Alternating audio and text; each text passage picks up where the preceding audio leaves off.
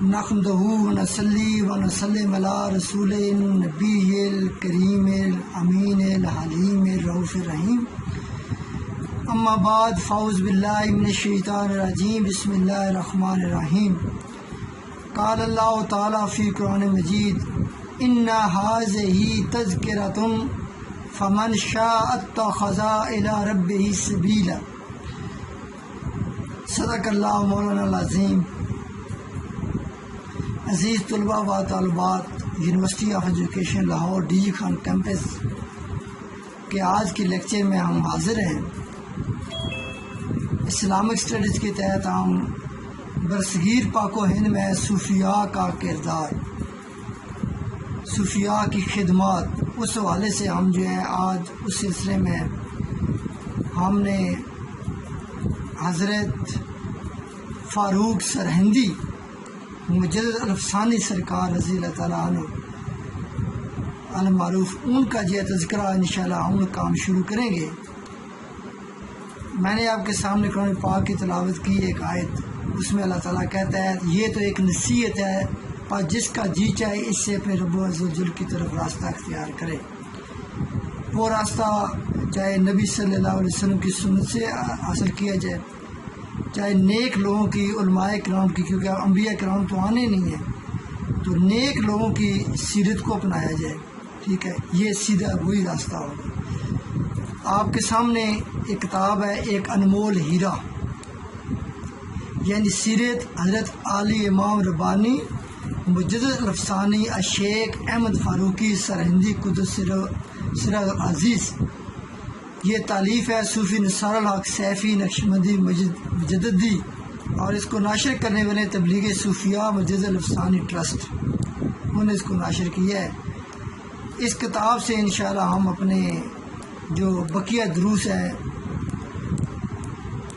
اس سے استفادہ حاصل کریں گے۔ تو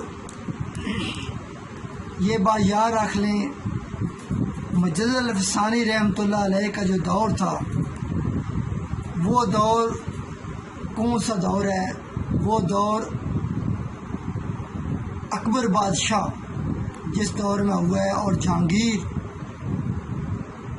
بادشاہ جس دور میں ہوئے ہیں، اس دور میں جو ہے یہ مجدد الافسانی رحمۃ اللہ علیہ تعالیٰ کی پیدائش ہوئی، اور انہوں نے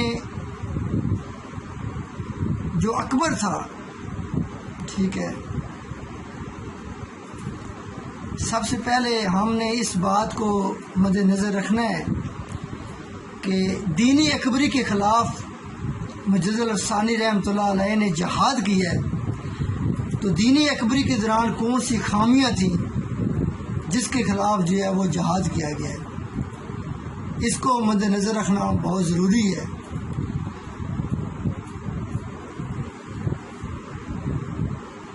جس طرح کہ آپ کو معلوم ہے، جب آقا علیہ السلام تشریف لائے تو عرب کی کیا صورتحال تھی، عرب جو ہے وہ کس نیز پہ جو ہے وہ عرب کے لوگ کس نیز پہ زندگی گزار رہے تھے، یہ ساری چیزیں ان کو تاریخ کا مطالعہ کرنا ضروری ہوگا اگر آقا علیہ السلام کی زندگی کے پہلو کو ہم نے جو ہے وہ ڈسکس کرنا ہو۔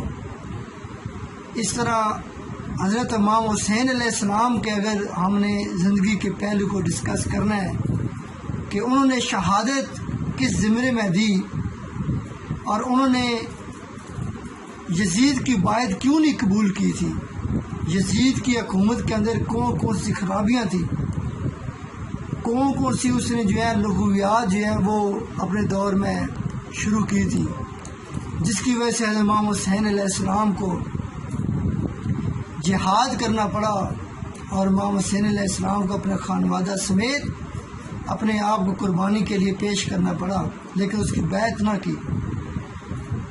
اسی طریقے سے دینی اکبری کے بارے میں بھی ہمیں جو ہے وہ تھوڑا سا پڑھنے کی ضرورت ہے کہ دینی اکبری جو ہے، دینی اکبری کون سا جو ہے اس نے ایسی غلط اصطلاحات اور غلط عقائد جو ہے وہ اپنی زندگی میں شامل کر لیے تھے جس کی وجہ سے مجدد الافسانی جیسے لوگ جو ہیں اس کے مقابلے میں وہ کھڑے ہوئے۔ اس کو ڈسکس کرنے کے بعد ہم یہ دیکھیں گے کہ امر بالمعروف اور نہی عن المنکر کے تحت جس طرح حضرت موسیٰ علیہ السلام نے فرعون کے خلاف جہاد کیا، آقا علیہ السلام نے کفار و مشرکین کے خلاف، اور امام حسین علیہ السلام نے یزیدی قوت کے خلاف جو ہے برسر پیکار ہوئے۔ اور جب یہ ہم سارا کچھ ہم دیکھ لیں گے تو مجدد الافسانی رحمۃ اللہ علیہ انہوں نے جو بادشاہ اکبر تھا اس کے خلاف جو ہے وہ برسر پیکار آپ ہوئے۔ اس چیز کو ڈسکس کرنے کے بعد ہم جو ہیں وہ اپنے اوپر یہ امپلیمنٹ کریں گے کہ آج کے دور میں دینی اکبری کے دور میں کون سی جو ہے وہ غلط شروعات جو ہیں وہ شروع ہو گئی تھی جس کے خلاف جو ہے جہاد کرنا پڑا۔ تو آج کے دور میں اسلام جو ہے ناپید ہو چکا ہے۔ اسلامیہ جمہوریہ پاکستان میں اس وقت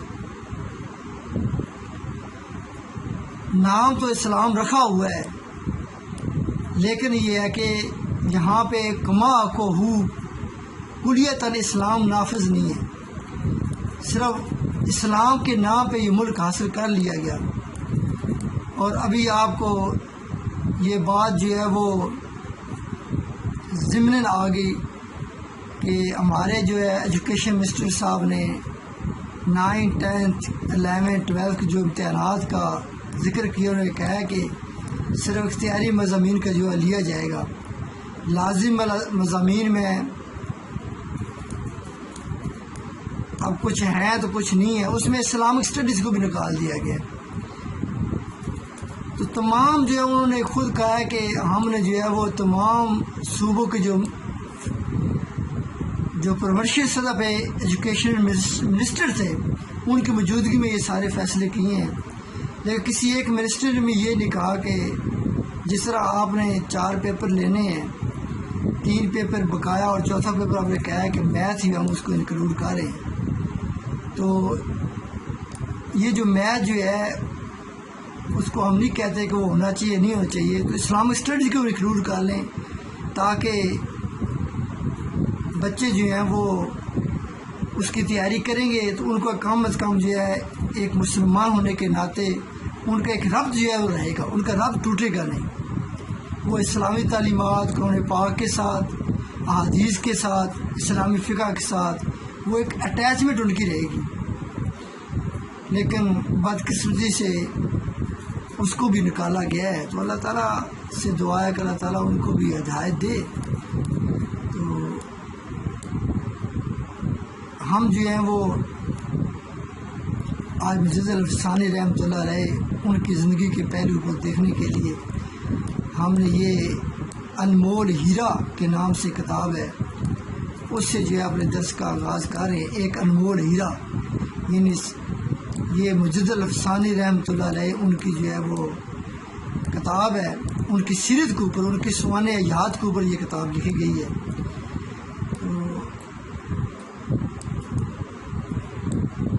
اور لکھنے والے کا نام ہے نثار الحق نقشبندی۔ کہتے ہیں کہ جب آپ صوفیاء کرام کا ذکر کرتے ہیں تو یا اس کتاب کو آپ اسٹڈی کرنے لگے ہیں یا صوفیاء کرام کا ہم گزشتہ کافی لیکچر سے ہم ان کا ذکر کر رہے ہیں، تو ان کے لیے کچھ خاص جو ہیں وہ صوفیاء کرام اولیاء کرام کے لیے روحانی طور پہ باطنی علوم میں سے کچھ اصطلاحات ٹرمنالوجی استعمال کی جاتی ہیں، ان کو جاننا ضروری ہے تاکہ آپ کو کوئی لفظ ایسا آئے دوران گفتگو تو آپ کو سمجھ آ سکے۔ جیسے کہ لفظ ہے آثار، چند ایک ہم اس میں ذکر کریں گے۔ آثار اس کی جمع ہے جس کی معنی ہوتا ہے نشانیاں، یعنی ظاہری اور باطنی آلات جس سے کسی شے کی حقیقت معلوم ہو سکے، اس کو آثار بولتے ہیں۔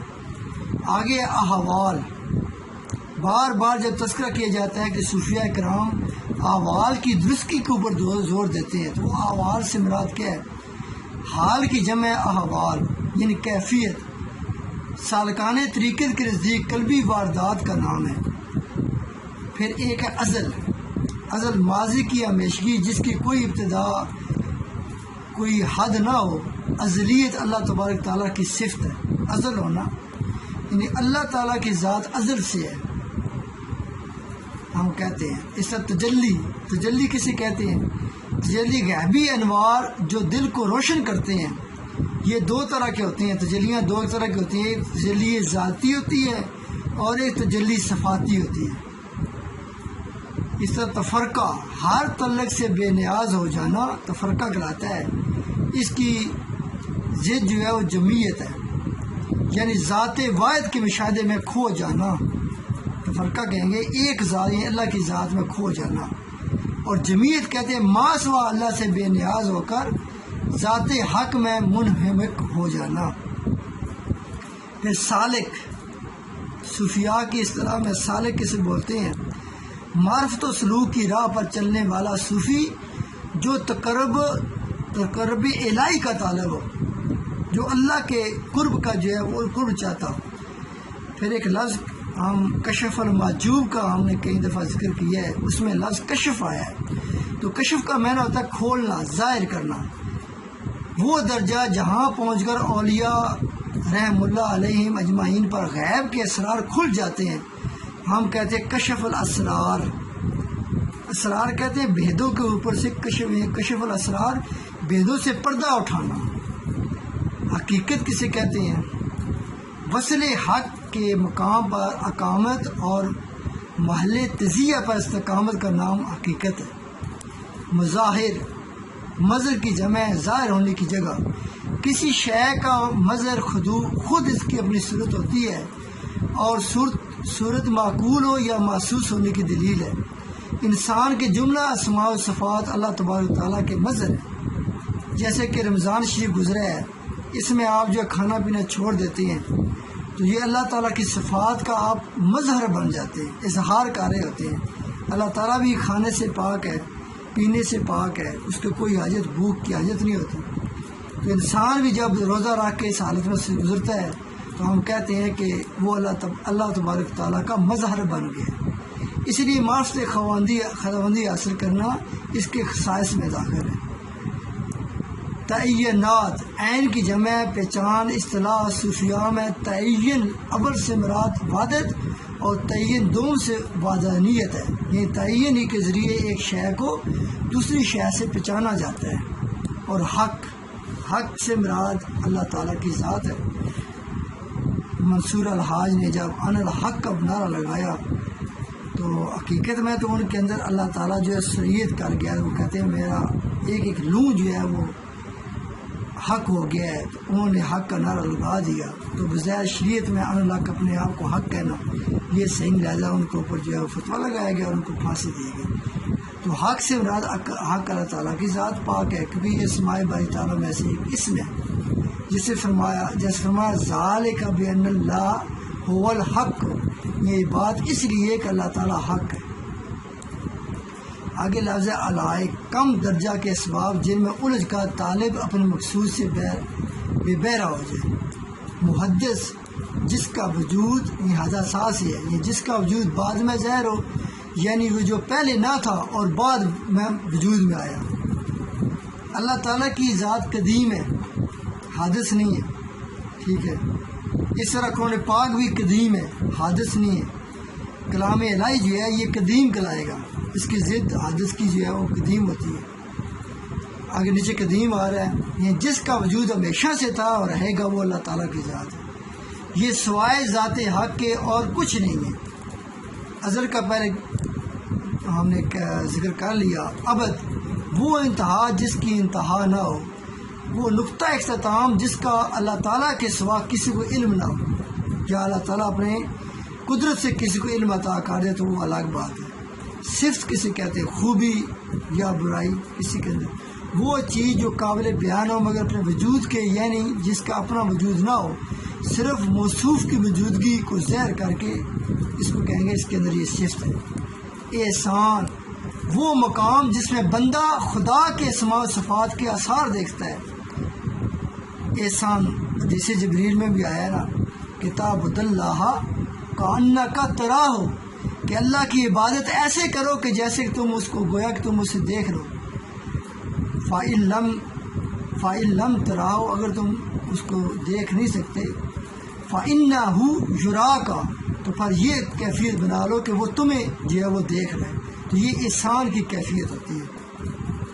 جبریل امین نے آ کے سوال کیا تو مال احسان، احسان کیا ہے؟ تو آقا علیہ السلام نے آگے یہ حدیث کے الفاظ کہتے، احسان یہ ہے کہ اللہ کی عبادت ایسے کرو کہ گویا تم اسے دیکھ رہے ہو، اور اگر یہ نہ بن سکے کیفیت تو کم از کم یہ کیفیت دیکھ لو کہ اللہ کی بارگاہ میں کھڑا ہوں تو اللہ تو مجھے دیکھ رہا ہے۔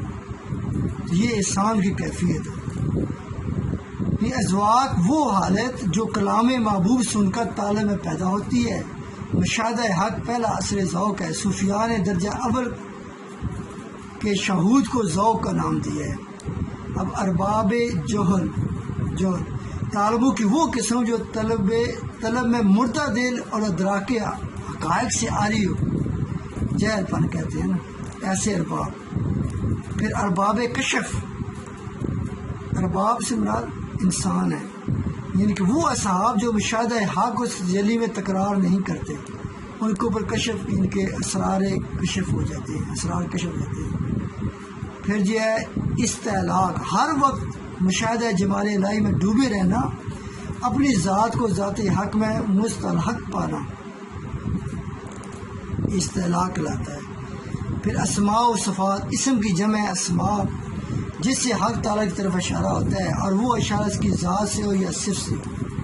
اس طرح اسم صغیر انسان کا خلق ہوتا ہے، عالم خلق ایک ہوتا ہے، ایک عالم امر ہوتا ہے، تو اور امر عالم امر ہے کہ جامع ہو اس کا، اور اس اسم کا مستحق ہے۔ آدام اعیان ثابتہ جو علم حق تعالیٰ میں تو موجود ہیں لیکن خارجن معدوم ہیں۔ پھر آدام اضافیہ جن پر آثار و احکام کا تحقق ہو اور جو فیضان وجود کے باوجود کا سال ہے۔ بازگشت طالب بوقت ذکر اپنے دل میں یہ دعا کرے، الہی میرا مقصود تو ہے اور تیری رضا ہے۔ تو یہ اس کو بازگشت بولیں گے۔ تجلی کئی قسم کی ہوتی ہے، تجلی ذات بھی ہوتی ہے، تجلی افعال بھی ہوتی ہے، اور تجلی ذات بحت بھی ہوتی ہے، تجلی فعلی بھی ہوتی ہے۔ تجلی بولتے ہیں ذات و اسماء و صفات افعال الہی کا کسی پر پڑھنے کا نام تجلی ہے، ٹھیک ہے۔ تو تجلیات کے ہم قسمیں دیکھ